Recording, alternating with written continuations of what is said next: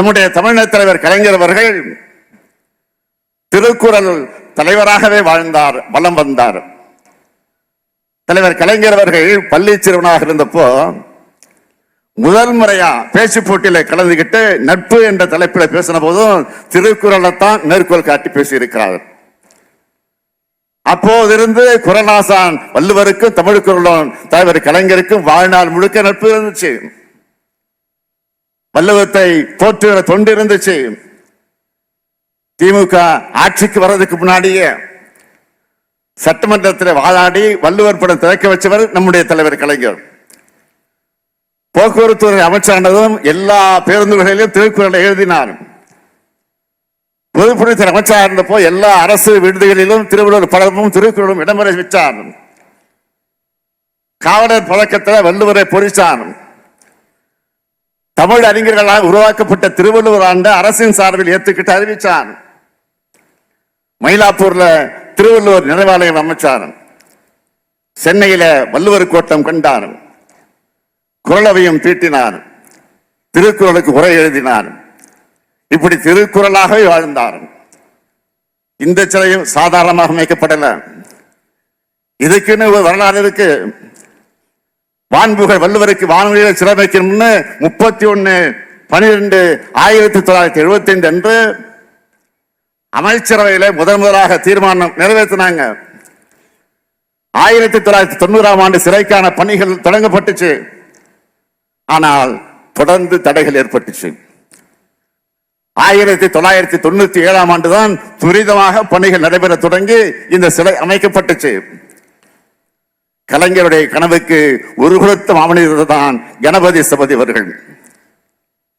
அவர்தான் வள்ளுவர் கோட்டத்தையும் பூம்புகார் கோட்டத்தையும் பாஞ்சாலங்குறிச்சி கோட்டையும் அமைச்சார்.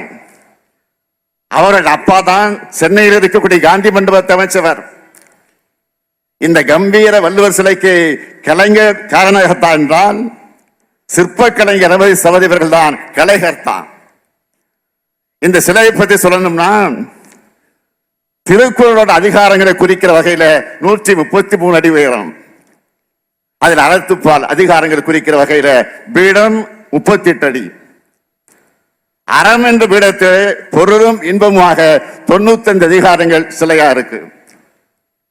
தலைமீது தூக்கி முடிதிட்ட கொண்டையை மகுடமாக கொண்டு இடுப்பில் பட்டாடையும் மார்பில மேல் துண்டும் வலது கையானது அறம் பொருள் இன்பம் என்பதை காட்டும் 3 விரல்களாகவும் இடது கையில் குரல் ஓலை சுவடிகளும் இருப்பது போல அமைச்சிருக்கிறார் கணபதி சபதி அவர்கள். 7000 டன் எடை கொண்ட இந்த சிலையில் 3681 கற்கள் இருக்கு. இந்த கற்களை கொண்டு ஒரு சிலையை உருவாக்கலாம். ஆனா அதே ஒரு பாதையில தூக்கி நிறுத்தி வச்சிருக்கிறது தான் இந்த சிலையுடைய பேர் தான். 133 அடிக்கு சிலை வைக்க 180 அடிக்கு சாரம் கட்டி இதை அமைச்சாங்க. 500 சிற்பிகள் இந்த பணியில ஈடுபடுத்தப்பட்டாங்க.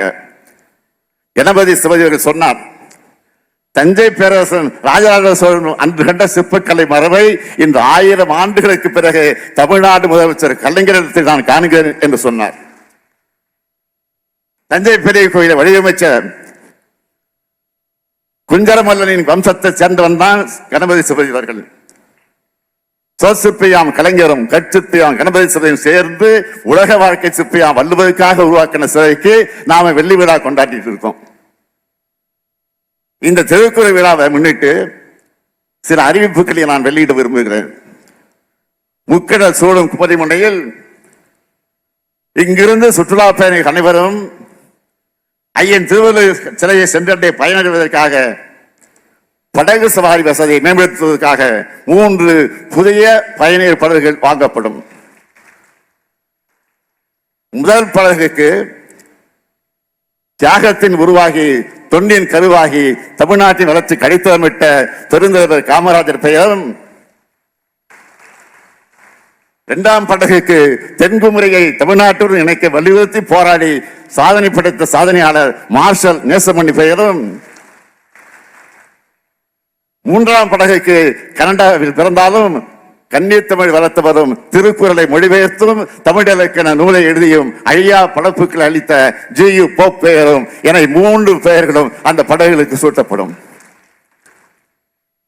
இரண்டாவது அறிவிப்பு, ஒவ்வொரு மாவட்டத்துக்கும் திருக்குறள்ல ஆர்வமும் புலமை மிக்க ஆசிரியர்கள் பயிற்றுனர்கள் தேர்வு செய்யப்பட்டு அவங்களுக்கு பயிற்சி வழங்கி மாவட்டந்தோறும் தொடர் பயிலரங்குகள் பயிற்சி வகுப்புகள் நடத்தப்படும். திருக்குறள் திருப்பணிகள் தொடர்ந்து நடைபெறும் திட்டம் வகுக்கப்படும்.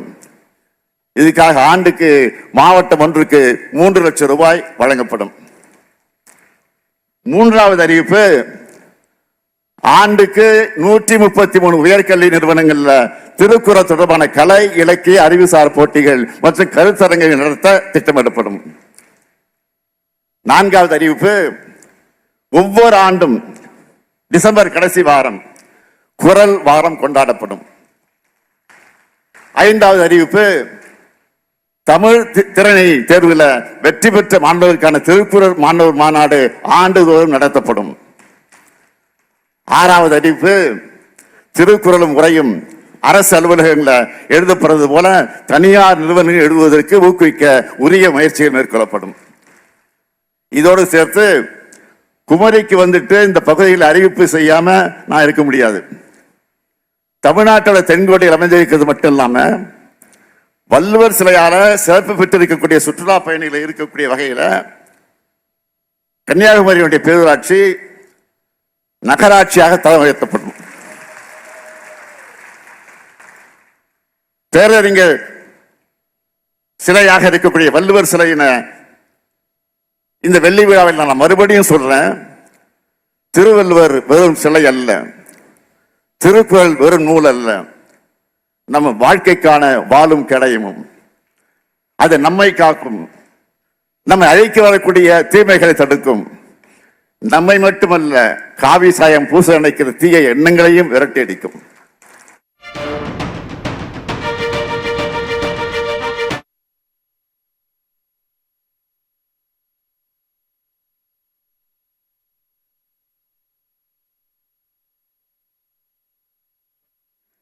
இது அரசுக்கான உத்தரவு மட்டுமல்ல, தனியார் நிறுவனங்களும் இதை பின்பற்ற வேண்டும் என்று அன்போடு கேட்டுக்கொள்கிறேன். வள்ளுவம் வாழ்வியல் நிலையாக மாறட்டும், சமுதாயம் குரல் சமுதாயமாக மலரட்டும்.